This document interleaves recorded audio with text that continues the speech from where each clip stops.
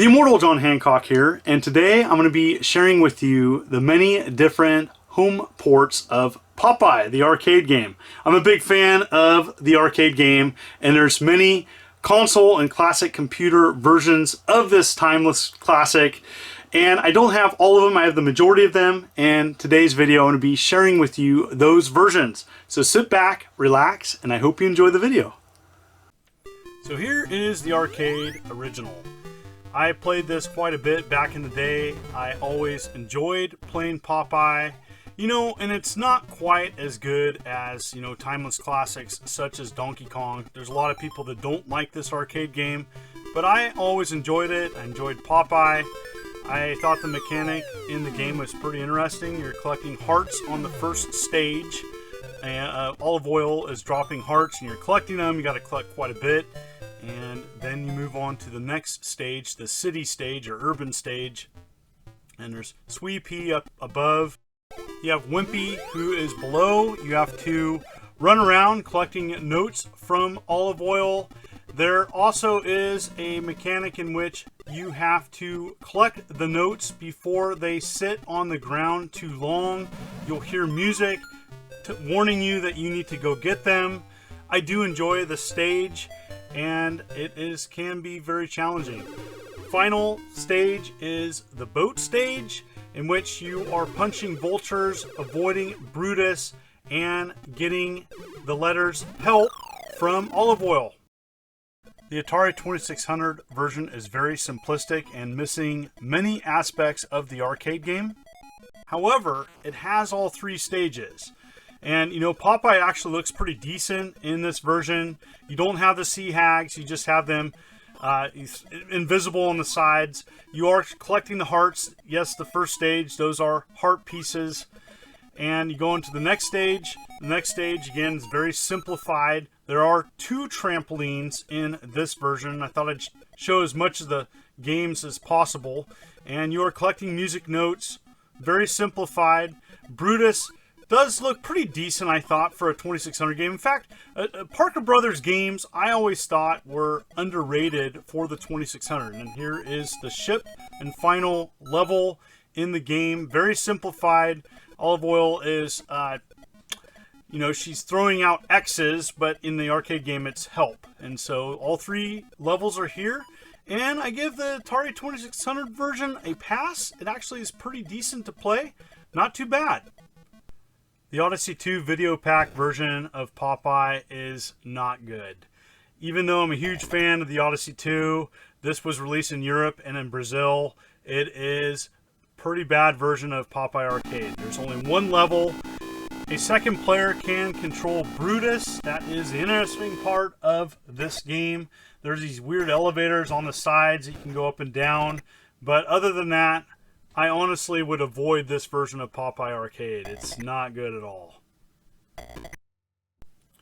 Popeye on the Intellivision is not bad. It does run a little slow. The graphics are a little clunky, but it does look better than the Atari 2600 version. I thought it had some nice features. Decent sound. I just felt that it ran a little bit too slow, especially if like you grab spinach. It is hard sometimes to track down and get Brutus. It does have all 3 levels. I thought it had decent graphics. You know, one thing I noticed is that the music notes are all lined up, different than the arcade version, and the Sea Hag throws out like bright pink colored bottles. And so there are just little differences alike with all these different variations of ports on each system. But the Intellivision one's not too bad. It has all 3 levels, and the third stage looks okay, not terrible. You know, Olive Oil throws out HELP, and so there's that aspect of the arcade game, and the vultures attack you. Not bad. The Atari 5200 and 8-bit version of Popeye, I think, play better than the Intellivision version. They look better than the Atari 2600 version. There was a hack on both the 5200 version and the 8-bit one to make them look better and play a little bit better. This is the original. The focus of this video is to cover the original. And yeah, they look okay. There's some decent animation. I thought that the 5200 version and 8-bit version are okay. One issue I had is the collision detection when punching bottles from the C-Hag. It can be a little touchy. There's times when I felt like I was dead on and I still died. And so this is the second stage. It has nice graphics, and it's got most of the arcade there. And so Brutus throws out all 4 bottles.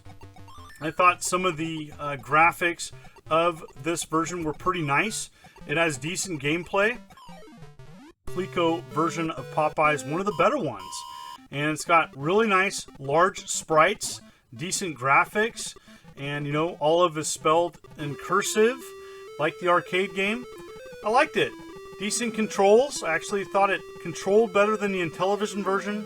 It looks really nice, and I really thoroughly enjoyed this version. I do like that it's got some difficulty settings. I know some other versions have that too, but 1 through 6, it made it a little bit more playable. And so here's the second stage. Thought it did a really nice job with the graphics. Very colorful. The sprites are fairly large too. I was definitely impressed with the size of the sprites. It's colorful. I really enjoyed this version of Popeye. In fact, here's the third stage. And again, Olive Oil's throwing out letters that spell help. Punching vultures there. There's Brutus. And yeah, I thought it was a pretty good version of this. The TI-99 4A version has some nice graphic features. It has olive and cursive like the arcade. I really like the heart animation too. It's a lot like the arcade as well. The sprites aren't as large as the Colecovision version, and it moves a little bit slow, but actually thought it was a decent version, considering the limitations of the TI-99. This is a weird looking cartridge for a TI-99 cartridge.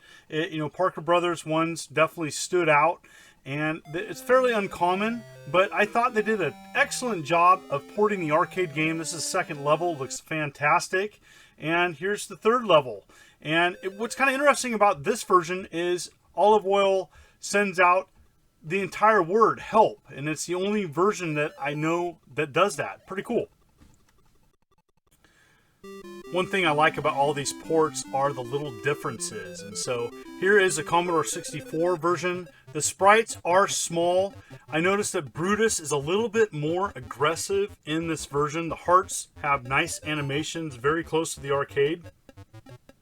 Nice and big as well. And so this is the first stage. And what I found is I like this version. Not my favorite version, but definitely one of the better ones. And so Popeye turns green when he eats the spinach. And as you know, the hearts stay still when you grab a spinach can. When you finish the stage, there's a large heart that appears above Olive Oil. Pretty cool. That's kind of a unique feature of this port.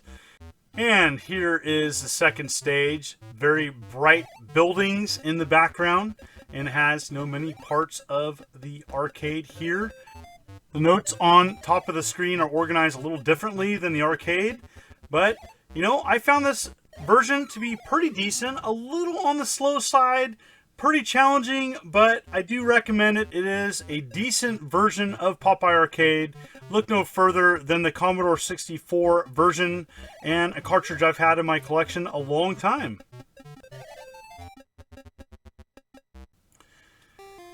The Nintendo Entertainment System version of Popeye is a timeless classic.